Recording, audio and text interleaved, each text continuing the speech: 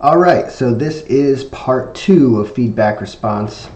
So I wanted to continue to keep going with this so you guys understand that we are taking this very seriously, and we are reading through all of your comments, taking them into consideration, and working to improve every single year. So as we move on, here's some more suggestions. I came in early from Dallas. I'd like more rides during the week. There's no mountains in Dallas. We did have rides during the week, Monday, Tuesday, Wednesday, Thursday, Friday, and on Sunday. But if we can find more group ride leaders that we trust, we will continue to add more group rides. Bike specific parking, we addressed this in video 1. We're working on better parking for you guys. It's important for us as well as it is for you. Again, parking, I addressed the bathrooms. And we'll keep going. Maybe limit the number of entries for the bike show. I really want to address this. So this is something we get every single year after the bike show. Like, why are vendors or sponsors allowed to put bikes in the bike show? So I do not want to limit what bikes show up. Right? Steady Garage, Drown, they did not put any bikes in the bike show. In fact, the best 2 bikes of the event, voted on by you guys and voted on by the judges, were just people. They were just random people. Randy Stroud won Best of Show. Teresa Irwin won People's Choice. Right? And so many of the top builds that won classes were not vendors or sponsors. If you have a love for building bikes and you have a love for building a show bike, you're going to build the best show bike out there. You were really going to do it. Michael Size was putting in bikes every year of the event and just killing people because that is a passion of his, is to build a beautiful bike. And I don't want to keep adding classes for people. Like if I'm not a participation ribbon kind of guy, right? So I'm not going to limit who can put bikes in the bike show. If you really want to build a bike and you want to stand out, I encourage you to do the very best that you possibly can to build that bike. And it's not really about money at the end of the day. It's about how much care you put into the bike. If you know anything about Teresa, she poured her heart and soul into that bike, and on a very limited budget, I might say, right? And so you guys voted as a group on her being People's Choice. That's because she did a really good job with her paint. She did a really good job with her airbrushing, right? Her bike was incredibly clean. Her wires were tucked. Like, she did all of the right things that the judges are looking for in these shows, right? So you might have an incredible paint job and, you've got all these cool ass parts that you've found.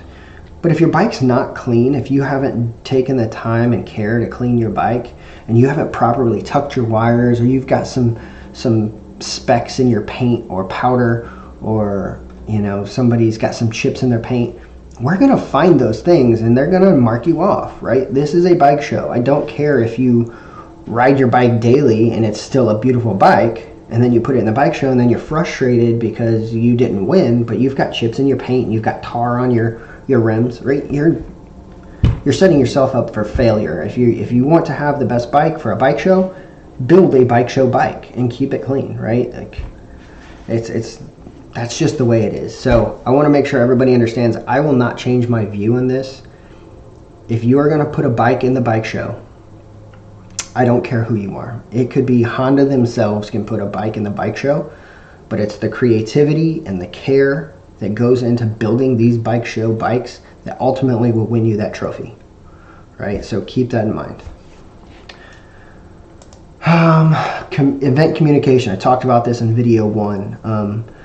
We do our absolute best to get communication out. We do the live videos. We post up the schedule of event. We encourage people to go to our website and look at the schedule of events. We literally posted the night before what was going on the next day.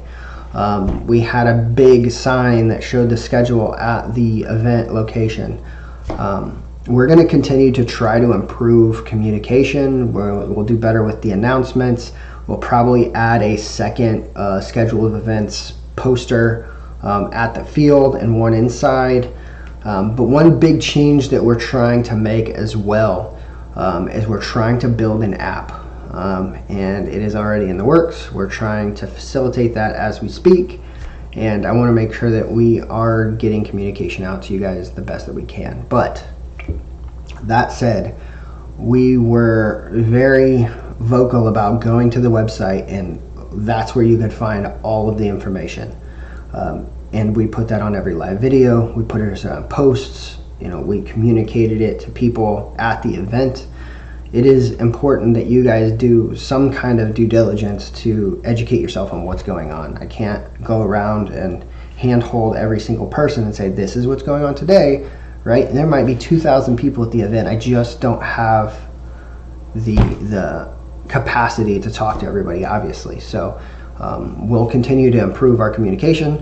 But it also takes a little bit from you guys to go get that app or go to the website or read the posts that are going on. More group rides. Yeah, obviously you had to pick which rides you could be on. I've got limited group ride leaders, right? And we're picky with our group ride leaders because they've got to have the integrity and safety in mind of the community and all of the riders, and we have to be able to trust them that they're going to make right decisions in the event of something going wrong or some kind of event changing, right? And so it's important that we find the right group ride leaders, and it's important that safety is really taken into consideration. So if we can add more group rides, we absolutely will. This is one of the biggest feedbacks that we've gotten is more group rides, so we'll work on it. Being proactive about inclement weather.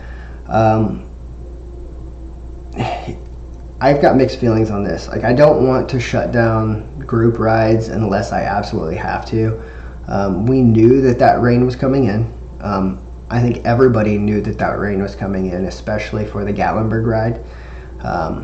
We saw that storm coming in, and it literally followed you guys all the way to Pigeon Forge. Anytime there is a concern, or you're concerned, or you don't feel safe doing something, please don't do it. Do not feel obligated to do that. There are people that don't care that will go on these rides, and I'm not saying for better or for worse, but for the safety of everybody, don't go on those rides if you are concerned at all, right? Either embrace it and go with the flow, or just don't do it. If there is, a massive windstorm or thunder and lightning or tornado, or obviously we're gonna say, yeah, all right, this isn't happening. But if it's just rain, I'm probably gonna encourage the group ride leaders to go ahead and do it, because there are people who don't care. Like, I will ride in the rain. I have no problem riding in the rain. There are people whose bikes can't, obviously, and there's people who just don't feel safe or don't want to. But there are people that still want to do it, and I don't want to take those guys and tell them, you can't if you're willing to do it still. So that's entirely your decision in regards to rain. Like I said, if there is a safety concern about the weather and storms and etc., please don't go if you're concerned about it. And if it's really, really bad, I will, I'll chop it. Speed cap on the glow ride, something reasonable. The speed was 45. I do not believe TJ, who led that ride, got over 45 miles an hour. But what does happen on these events, on these big group rides, especially one where there's 600 bikes or whatever it was, right? There's slower riders and faster riders, and especially if you're coming around like hairpin turns or switchbacks or something like that, there's slower riders that have to take that slower, so the group pulls away, and then you've got this huge gap between two groups within the same group, and it creates this slinky effect. So yes, there was a 45-mile-an-hour cap, and TJ did follow that, but you got to understand that there are going to create gaps, with the different style of riding or comfortability of some riders, right? Some people just are not comfortable getting on the gas and catching back up to the group. They're going to go slow. Obviously, and not everybody rides at the same speed. If you are riding with, the St. Louis guys, those guys ride really damn fast. For me to get them to ride slow enough to get you to the Dragon, that's a challenge in itself. But they do a good job of getting you guys there, talking to you and saying, hey, take this at your own pace and I'll meet you at the top, right? So just keep that in mind. Like, there is a cap on that glow ride, and some of the other, like the slow ride, there was a cap. But you do also have to understand that some people can't take turns very quickly, whether that's their riding capability or their bike's limitations or just a safety concern. And so it will create small gaps within a group ride, and that's just something that the group ride leaders can kind of keep an eye on and try to slow up the front and let people catch up, which is what I did on my ride into Knoxville. I slowed down enough to let people catch up, and then we would continue on. So something that we can work on as group ride leaders, but also you have to understand kind of what's happening in a group ride where you cannot see the back because there's 600 bikes behind you. This is just something we have to deal with. Hopefully we can get additional group ride leaders to maybe fill in gaps throughout that large group ride. And so a front, maybe a mid-middle, rear middle, and a back. And they can kind of take up the reins, when there is a split in the group.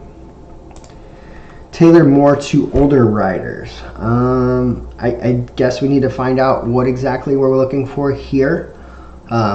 I know that on my group ride into South Knoxville, I had several older riders. They absolutely love the ride. But if there's something specific you're looking for here, I am happy to reach out to you and see what you think. I will come back to you and see if you can give me some more information what you're looking for. Be more professional when somebody asks a question about the rally. Don't make fun of them. It made me not want to come after I booked my Airbnb. I came all the way from Florida. I feel like you were biased and only gave locals better treatment. I don't know what's going on there, and I think if I recall on this comment, this person did not allow me to contact them and didn't leave any contact information to get more information. If anybody on my staff is rude, I need to know about it, and we'll get it taken care of. But I think everybody that was working the event staff was very cordial, and we did our best to facilitate things for people on site, etc. I have a feeling that this comment is related to the Facebook posts, right? And people being facetious and a little bit rude when there's just a generic question answered. Obviously, all of us get a little frustrated when they're like, well, what day is this event? Go to the website. Literally look at the banner on the Facebook group or just click about. There are many ways that you can find information instead of just posting and asking a question. Do a little due diligence, a little research, and you should be able to find every bit of information that you need. That being said, Tiffany and Lee, we are really quick to try to police rudeness on the pages. One, it looks bad for the community, and two, we don't like seeing it either. And obviously we don't catch every little bit, but this community is awesome. Like, we love everybody in this community, and I think everybody does a really good job of being courteous and nice, but there's always some people that are not, or they think they're being funny when they're being facetious or being sarcastic, and a lot of people don't see that. So it's important that we're nice and cordial, and if there is a generic question like when's this event, just send them to the website and let them look for themselves. Don't be rude. Don't post some stupid comment like, oh, it was 2 weeks ago. Like, I know you're trying to be funny, but it's just, it looks bad for the community, and it looks bad on us as event staffers. Start your sale earlier or have better shirts. Maybe let people vote on the design, previous designs like the bear and the owl. Obviously, we got a lot of feedback on the logo for this year. We've heard you loud and clear. You've obviously already seen kind of our new logo for next year, which is the Bigfoot. We are going to continue to listen to your feedback and make sure that we get you guys what you want as far as designs and logos going forward. So We apologize that you didn't care for the logo this year. We wanted to do something a little different and not stick with the animal mascot theme. That may have backfired on us a little bit because the majority of the feedback that we've gotten was go back to the mascot character. So loud and clear, got you. We're going to continue to move forward. Parking, we'll add better signage for parking for next year, and hopefully we've got some better parking for next year as well. Have a larger tent, already talked about this. So here's another one that we talked about as far as merchandise, and there's actually several things in this comment that I need to address. So one, merchandise being available online. This is something we are considering. We've prevented this in the past years. One, because we didn't want to give unfair opportunities for people that couldn't get there on time. We wanted to make sure that everybody had the opportunity to get there, and if you wanted something and you were for sure going to get it, you knew you needed to be there by 4 o'clock on Friday, right? And so we wanted to give everybody the same opportunity. I think we can do maybe some pre-order stuff online, and we'll work on that. And I think that the biggest thing with this is organization on our side, is making sure that if things are pre-ordered, we get them packaged, we get your name on it, and logistically we're able to handle those things. So that's always the hard part, is we've got to add way more logistic ahead of time, separating and organizing things for people if we do pre-order sales, right? And because we're not going to pre-ship things out, just not something we're really wanting to do. We want you to come to the event, get the merchandise, and be at the event. That's kind of the perks of getting the merchandise from the event, is that it shows that you actually came. Now, if we do have leftover merch, which some years we have not had any leftover merch, we'll try to get that up online. That being said, there is some things that are on the website right now. There's some banners, there's some stickers, there's some hoodies and t-shirts left. No hats. The hats went really, really fast. So as far as merchandise goes, we are considering doing some pre-order for next year and working on the logistics of that.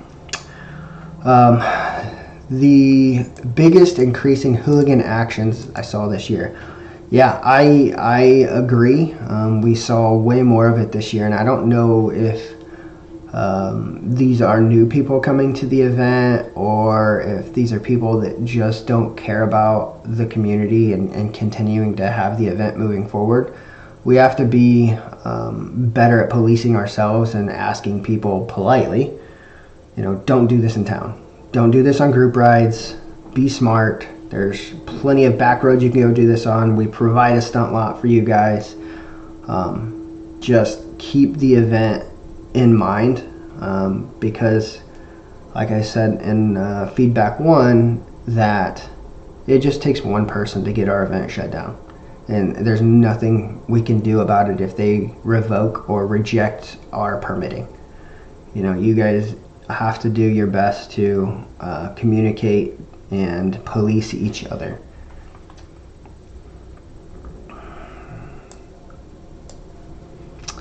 Find a better location. Guys, we do the best we can with the locations that we have, and this could be a whole video in and of itself, but trust when I say that we spend months trying to find the best facility that meets most people's needs, right? And we don't want to go backwards.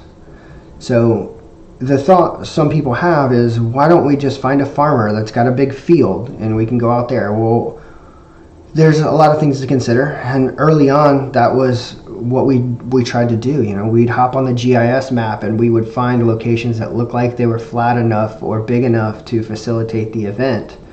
And we'd go make phone calls and we'd contact people that own the property but live out of state, and we jump through all the hoops. We do everything that we possibly can do to make sure that you guys have an event that you love. But one of the things that we've done every year is we've created better amenities at each facility, right? And we've given you indoor bathrooms, we've given you indoor cafeterias, air conditioning. We've provided a stunt lot now. we're providing more and more amenities as we grow with this event, where if we just put you guys back in a field, we lose those amenities. So I don't want to go backwards. We're going to continue to grow this event and try to find facilities that meet the needs of 90% of the event goers. And there's also a lot of politics involved. You probably aren't aware, but I have to go sit in front of the Board of Commissioners, pitch our event, and get their approval, while either them or other people from the community are just grilling me about, are they going to be doing wheelies? Are they going to be doing burnouts? Are they going to be adhering to the sound ordinances after 10 o'clock? Or, all of these things. And these are things that we as event planners have to jump through to bring this event to you guys. There's a lot of behind the scenes stuff that has to take place for this event to happen. So we are going to continue to bring you the best possible event that we can, given the location that we have. So we will likely stay at the Legion for next year.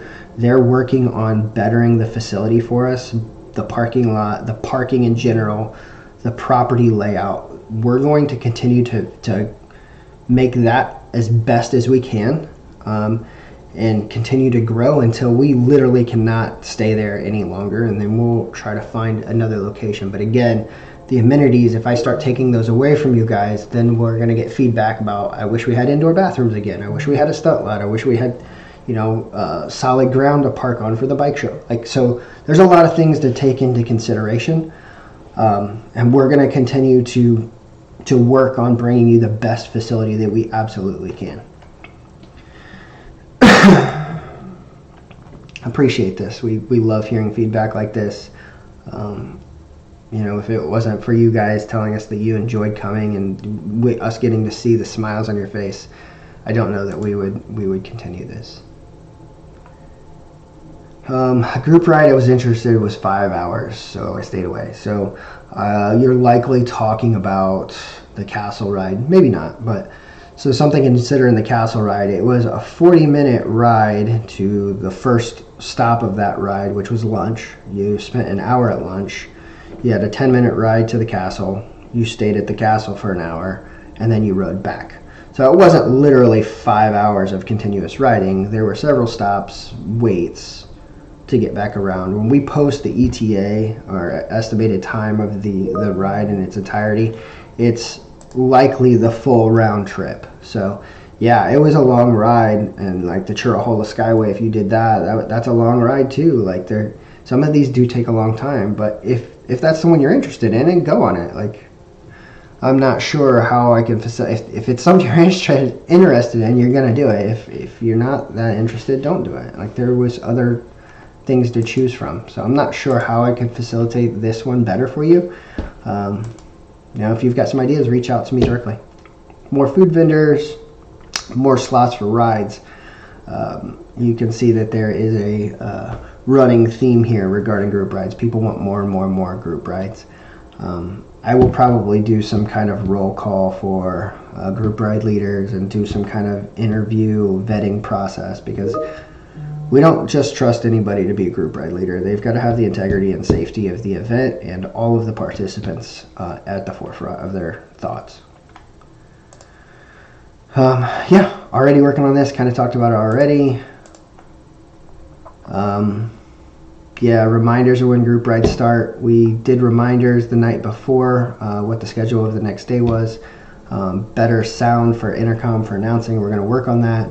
The website did have links to all the group rides, so the website did contain all of this information, but we're going to do better. Hopefully we can get this app off the ground and get that out to you guys. Extra event schedule in the lobby. Yep, agree 100%. We'll get this for you.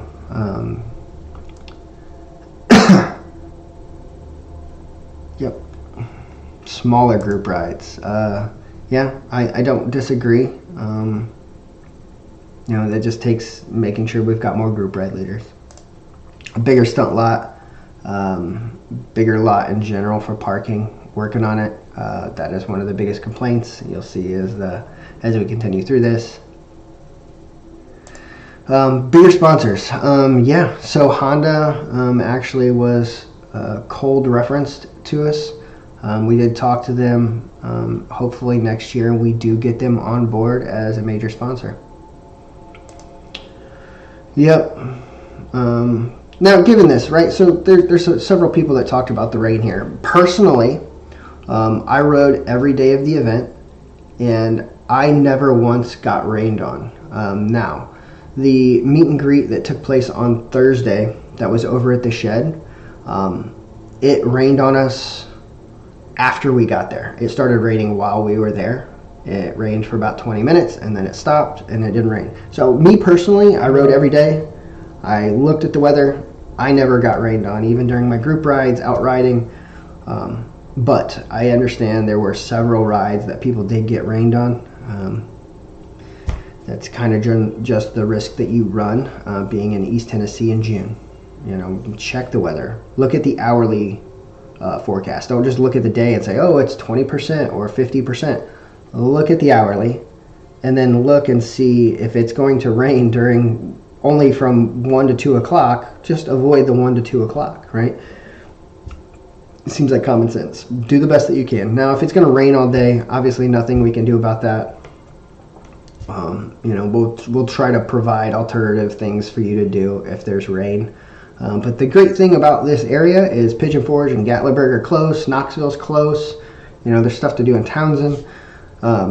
If the weather is an issue that day, there are so many things that you can do in this area that I hope you take advantage of, because that's one of the great things about having this event here in this area in June is you can make this an entire family vacation, right? You can bring your whole family, and you guys can go spend the day in Pigeon Forge, Gatlinburg, and do all the amusement rides and the museums and the restaurants and the food and all of the amusements that take place in those places. And if you've never been to Dollywood in Sevierville, man, you are missing out. Dollywood is one of the coolest theme parks in the United States, hands down. It sounds stupid, and I was kind of anti-Dollywood when I first moved down here 11 years ago. I was like, I don't listen to country music. I don't know that much about Dolly Parton. It doesn't matter. Go. There's some badass roller coasters. There's some cool stuff. There's a blacksmith there, a leathersmith. There's activities. The food there's really good. There's so much cool shit at Dollywood. Go check it out. Dragon Ride for slower riders. We actually did have this. I believe it was on Monday. Chris Zacharias led this. But maybe we can add another one during the group rides on Thursday, as long as we've got a group ride later to accommodate that. Better signage at the road, organized bike parking. Already talked about this. We're going to continue to get better with our communication and signage. Also, we're working on parking. Yep, already talked about this. I will bring this information to Chase. This is a couple of people who talked about wanting to do the scavenger hunt but didn't have a group, maybe adding a pug option to sign up. I'll talk to Chase and see what we can do to help facilitate this. On-site tent was farthest from the bathroom, but the slope of the ground was steepest. Probably won't do that again. Sleeping on a hill is rough, especially when it's raining. If we're able to do what we want to do next year, tent camping will be better, but I can't promise anything. We are working on it.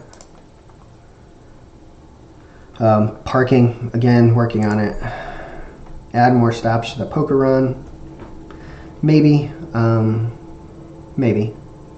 I'll consider it. A vendor who does tuning. I believe there was two vendors there that were actually doing tuning. I think that DHM was doing some flashing on site, and if you are hanging out at the Drow tent, Kai from A-Racer was actually there personally tuning people's A-Racers. So that was awesome to see. If you've not had the opportunity to meet David from DHM or Kai from A-Racer, man, you're missing out. Those are some of the coolest dudes in this community, in this scene, that you could go meet. And for them to go out of their way and personally take care of these things for you, it says a lot about their character, because they're super busy people, and they're taking time out of their day to 100% focus on you and getting your bike dialed in. But that said, maybe we can do something at the dyno, and maybe we can do a little bit of tuning at the dyno. Obviously, it takes away time for him because he does have to dial it in. I'm sure the pricing for that will reflect that time. Add more mics. We're working on this. Getting more footage for social media. If you go to the media tab of the Facebook group, there are tens of thousands of photos, and we haven't even got up our professional photos yet. So I encourage you guys to go to that media tab on the Facebook and just look. There is a ton of stuff. But one thing that I've always wanted to do is have a videographer at the event to kind of do a post-event wrap-up video that just kind of shows what happened at the event, and then use some of that footage for a hype video for the next year. So we kind of acquire videos from people, and then we splice them together and create these videos as are. But I really want to get a dedicated videographer, so if that's something you can do or you're interested in, please reach out to us. We're happy to work with you. Bigger stunt lot, we'll see what we can do. Yeah, and we're aware of the wheelie machine and the dyno. Placement of those will definitely change for next year.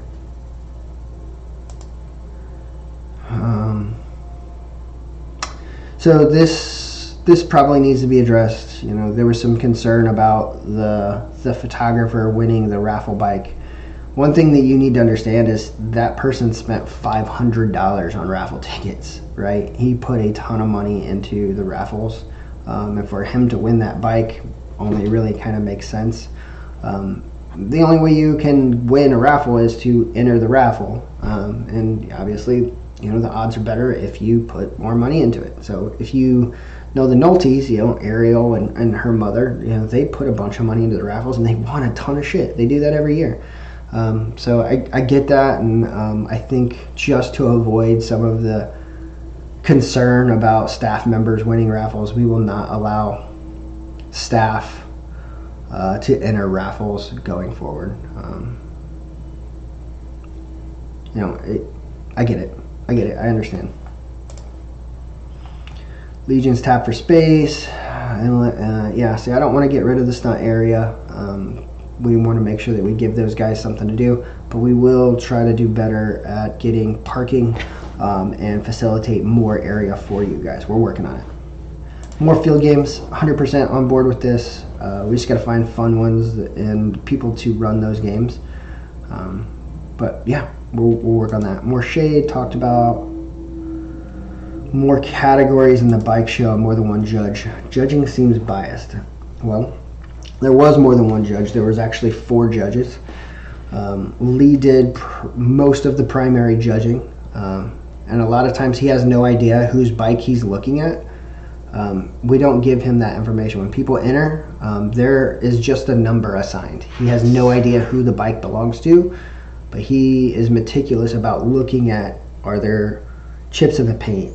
Are there defects in the powder? Are, you know, the wires tucked and hidden properly? Like, the littlest things can change whether you take first or second place, and it's hard to tell. Like, you guys, you know, when it gets down to the top couple bikes, you know, those tiny little details freaking matter.